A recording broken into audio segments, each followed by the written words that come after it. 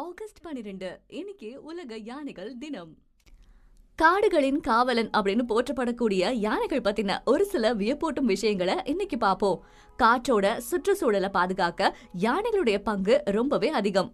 பல உயிர்களுக்கு உணவு நீர் கிடைக்க உதவியா இருக்கிறதோட காடுகள்ல புது பாதை உருவாக்குறதுன்னு யானைகளால ஏற்படக்கூடிய நன்மைகள் நிறையவே இருக்கு.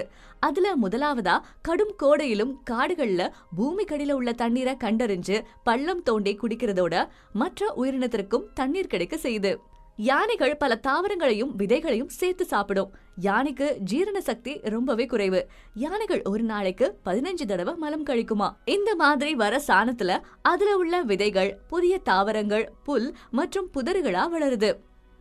அந்த உணவை நம்பி இருக்கக்கூடிய பல உயிர்களுக்கு அது போதுமானதா இருக்கும்.